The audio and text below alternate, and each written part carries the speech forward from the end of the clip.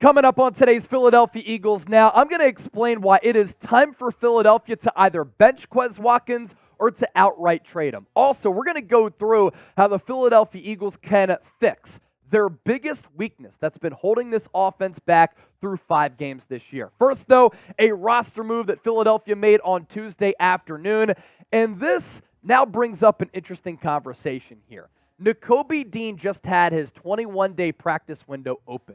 So that means that he is able to come off IR and play for Philadelphia on Sunday against the New York Jets. The only issue, there's a couple of questions that I have with this. How much is he going to play? How soon can he play coming off that injury? But what do you do at that linebacker spot? Because I honestly think that Nicholas Morrow and Zach Cunningham have been playing really, really good football. And this Eagles defense at times has found its stride with those two players as their off-ball linebackers. Week 1 against the New England Patriots, Nakobe Dean was playing really well. In particular, he was succeeding against the run. So I want to see what Sean Desai does here with that off-ball linebacker rotation because I think all 3 players are playable. All 3 players are useful for your defense, but how do you split those snaps up, especially wanting to give a younger player in Nakobe Dean a lot of reps and snaps to see what he can do because the potential is certainly there.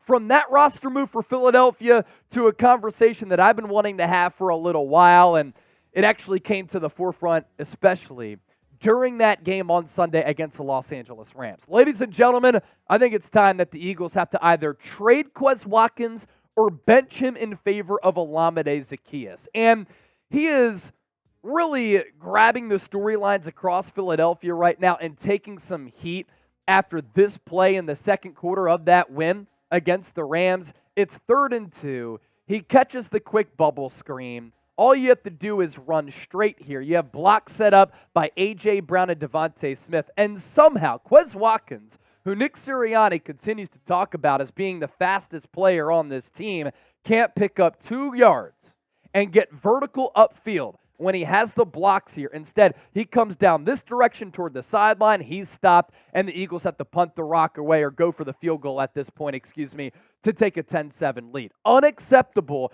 that you can't pick up the first down here, but Quez Watkins' play for a little while, to me, has been unacceptable. We want to keep talking about the fact that he has all this speed. When is that speed going to translate to actual production? Because this guy continues to have head-scratching moments as a Philadelphia Eagle. The talent is there. He's a training camp and preseason star when he's able to run by opposing defensive backs. But when it comes time for the actual games, when they matter, he's nowhere to be seen. Now, here's what Nick Sirianni had to say about the Eagles' number 4 wide receiver at this point. What is unknown about Quez Watkins, what can't ever show up on a stat sheet with Quez, is his abilities to stretch the field. His speed is real.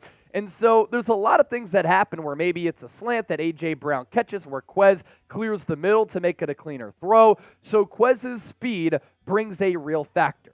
But here's my issue with that. And I kind of alluded to that point moments ago. We keep talking about the speed. And we know that Quez Watkins is fast. We've seen it in moments. But those moments in his Eagles tenure have not been consistent. Because at what point is that speed going to actually turn into production that benefits this offense? Nick Sirianni could talk about him running a crosser, which opens up A.J. Brown cutting across the middle at that 2nd or 3rd level of the field. And don't get it twisted. I know that the speed element is important for any offense in the National Football League. The vertical speed opens up the field underneath for Devontae Smith, A.J. Brown, and Dallas Goedert. And it gives you more versatile play calling options for sure. But I don't think that Quez being on the field benefits this offense. So I'm calling cap on Nick Sirianni because when I go back and watch the tape, I'm not seeing a lot of the same things that Sirianni is. In fact, I'm seeing a player who at points is costing this team. And I think the Eagles' offense through the air had been playing better when Quez was out and Olamide Zaccheaus was in. I think that Zaccheaus is the more refined wide receiver who's more impactful. And I know he doesn't have the 40-yard dash time of Quez, but he does bring a speed element to this offense. Here's also what Brian Johnson said, and this kind of drives me crazy over time. Quez Watkins is obviously one of the fastest guys in the NFL.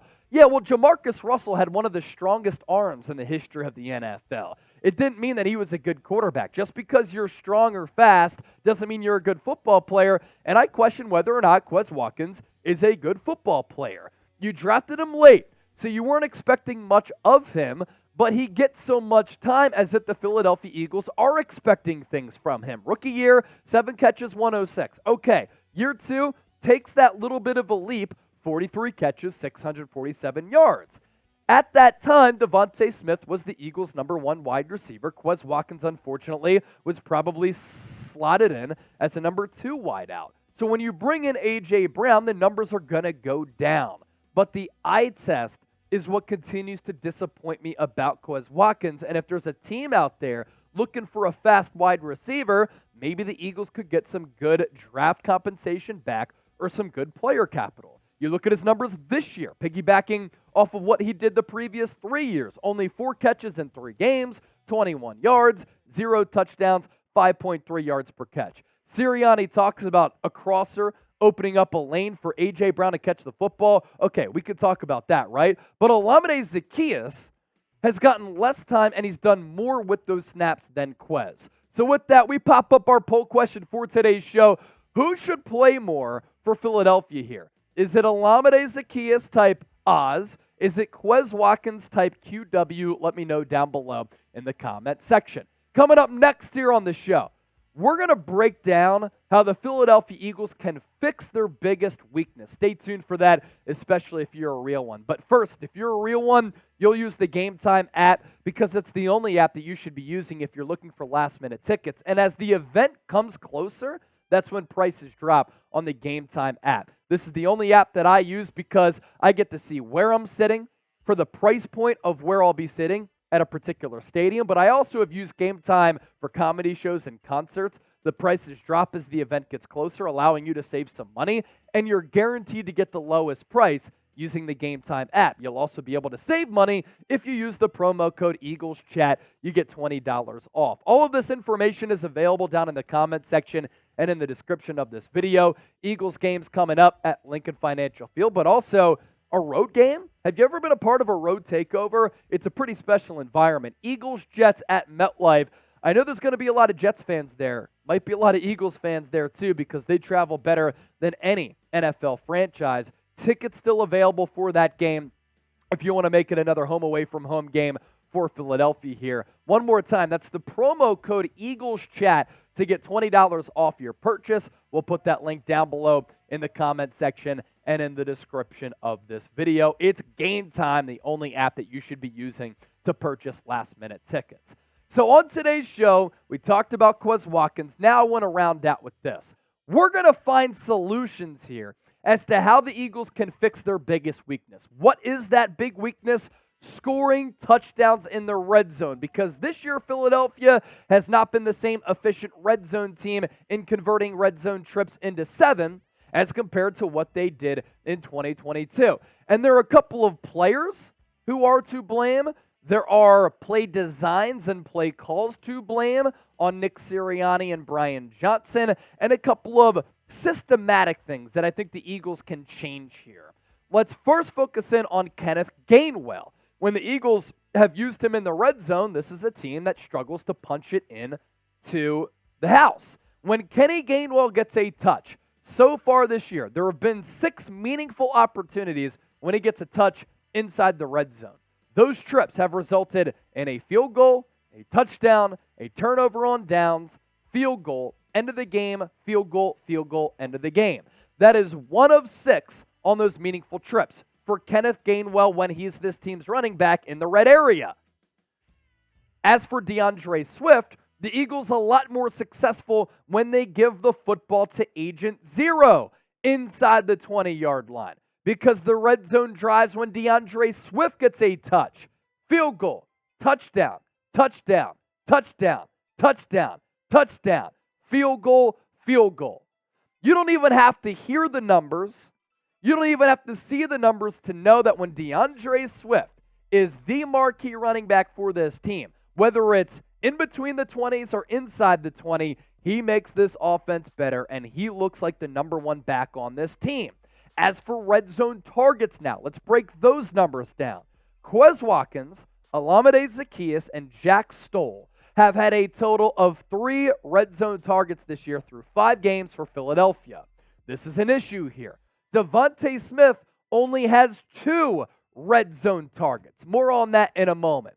Red zone targets as a team for the Eagles. Brian Johnson just needs to do a little bit of a better job in dispersing the football and getting his playmakers the rock in some of these critical situations. I have no issue with A.J. Brown getting 7 red zone targets because he's the top 5 wide receiver in the NFL. Dallas Goedert, not a bad number at 5, has 1 touchdown. It came against Los Angeles. Jalen Hurts able to fit that football into a tight window right on that back shoulder where only Goedert could get it. I wouldn't mind seeing more red zone targets for Dallas Goedert. A.J. Brown, Goedert, 2 big-bodied receivers here who can go up and get it, muscle their way through some arm tackles to get it into the end zone. DeAndre Swift, we just talked about how when he's on the field, how efficient this Eagles offense is in the red zone. 3 red zone targets? I don't like that. Devontae Smith only has 2 with 1 touchdown, and then Olamide Zaccheaus has 1, Jack Stoll has 1, Quez Watkins has 1. So you're telling me that Devontae Smith has 1 more red zone target as compared to players like Jack Stoll and Quez Watkins? Brian Johnson, I hope you're watching the show because you need to continue to evolve and get a little bit better in your play calling and where the football is going to. So what's the solution with all of this? Really, it sounds simple, and I hope that the Eagles approach it in a very simplified way. Nick Sirianni did say it comes down to execution, it comes down to play calling, it comes down to us as coaches being better. But here's a solution in my eyes. Find a way to get your playmakers the football and do it creatively. Whether it's a jet sweep, whether it's a bubble screen, whether it's a corner fade. Find ways creatively, play design, and systematically to just get the ball in the hands of your best playmakers. You're doing it right now with A.J. Brown. You can do it a little bit more with Devontae Smith. You can do it a little bit more with DeAndre Swift. Like, you just find a way. How about a shovel pass? How many times did we see that back in the day for Andy Reid? An end around, a reverse, a trick play. There are a bunch of different iterations to doing this. I just want to see Swift and Devontae Smith use more because they are special players. And as far as Dallas Goedert goes, you saw that he's able to give this team a different element when he's involved in the pass game. Every single week, one player is going to be bottled up by the defense because the Eagles right now have so many talented options on the offensive side of the ball. And when teams are game planning, they're going to try to take options away. But Goedert is a player who can pick up yards after the catch, who can go up and get it, who can break through some tackles right around the goal line on an out route. I want to see him continue to unlock this offense too, because those red zone trips that were field goals that can eventually turn into touchdowns ideally just allows you to pull away from opponents, get that point margin up, and it allows you to win games and not have to have these games come down to the wire, which seemingly every week it's been a down-to-the-wire game for Philadelphia here. The football season, I understand this, is a feeling-out process, and I like the Eagles' identity so far this year. Every game, they've won it pretty much in a different way, and it seems as though they're not peaking right now, which is good, but every single week they're making small incremental steps and improvements. I can only imagine what this team can look like, feel like, and play like if they start to put all of these elements together. It's scary hours for the rest of the NFL if it does indeed come together, and those are some solutions for how to do that. With that, I ask you this. How many points will the Eagles score against the New York Jets on Sunday? This is a really good defense, but can the offense continue to take strides? Let me know down in the comments section, and as always, thanks for watching the show.